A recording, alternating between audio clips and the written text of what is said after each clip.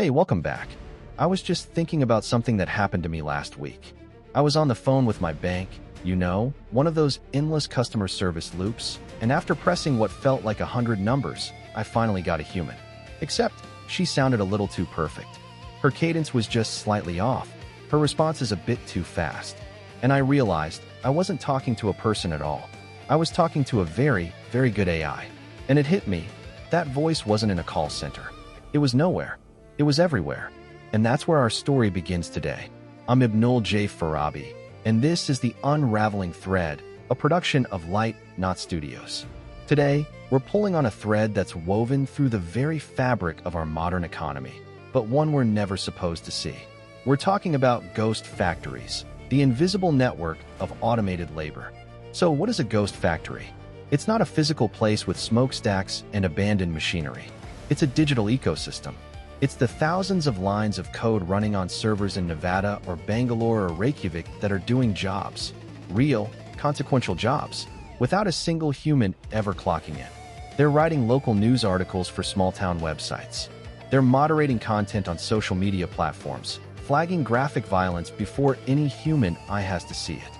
They're analyzing legal documents for loopholes, generating marketing copy, and yes, handling customer service calls. These systems don't take lunch breaks, they don't unionize, and they don't appear on any corporate organizational chart. They are the invisible workforce. We tend to think of automation as robots on an assembly line, something visible and tangible. But the real revolution happened in the cloud. It's silent, and it was sold to us as convenience, as efficiency, and in many ways, it is. But when you start to trace the outline of this ghostly infrastructure, you see its shadow falling on something fundamental, the very concept of work and value. I remember, growing up in Dhaka, my father's work was so visible. The shop, the ledgers, the handshakes with suppliers. Value was created through tangible effort and relationship. Now, value is being created by algorithms that learn from data we all collectively produced, managed by a handful of engineers who might not even fully understand the decisions their creation is making. Let's look at a concrete example. Take content moderation. A major platform might employ 15,000 human moderators, a number that's drawn headlines.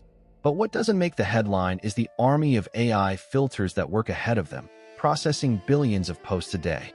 This AI is the first line of defense. It makes the initial, crucial decision. Is this content acceptable or not? It's a ghost worker, toiling 24/7. Now, think about the socio-political impact. This AI was trained on datasets labeled by humans with their own cultural biases. So when it encounters a nuanced political protest from Myanmar, or a piece of satire from Nigeria, does it understand? Or does it silence a vital voice? The decision isn't made in a room by people debating context. It's made in microseconds by a mathematical model.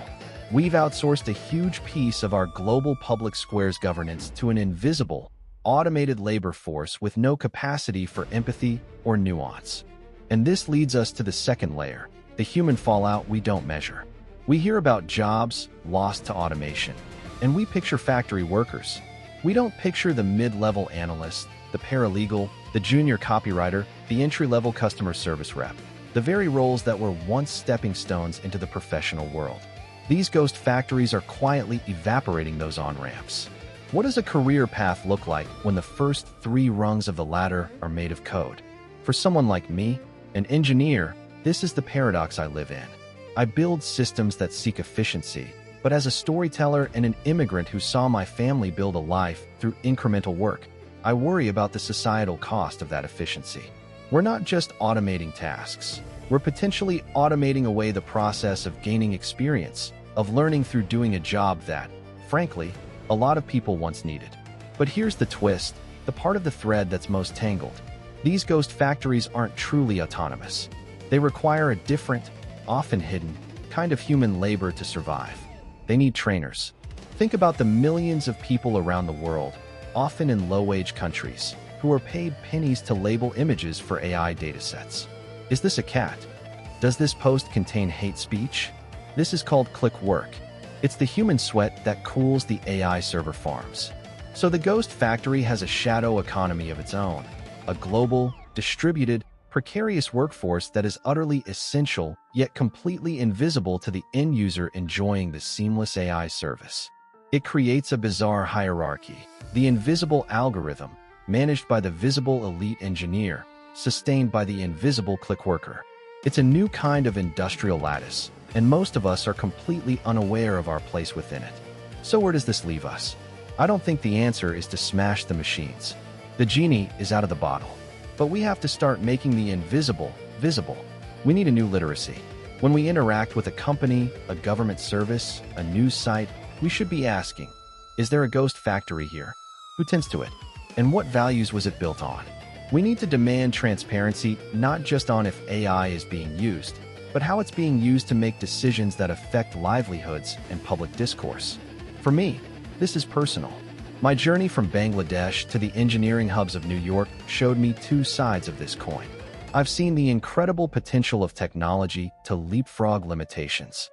But I've also seen how easily systems can be built that obscure human responsibility and erode human dignity.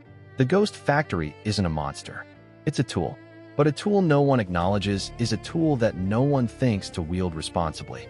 Our takeaway today is this. The future of work isn't just about humans versus machines. It's about visible value versus invisible processes. It's about asking what we, as a society, choose to see and choose to honor. The next time you get a perfectly written email from a company, or a news article that feels just a bit generic, or a customer service call that resolves a little too smoothly, pause. You might have just interacted with a ghost. And it's only by acknowledging these ghosts that we can begin to have a real conversation about the world we're building. Thank you for listening to The Unraveling Thread.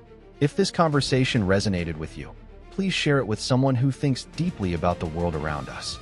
For more episodes, subscribe wherever you get your podcasts. This is Ibnul J. Farabi, and this has been a production of Light Knot Studios. Visit us at https://www.lightknotstudios.com. Until next time, keep pulling on those threads.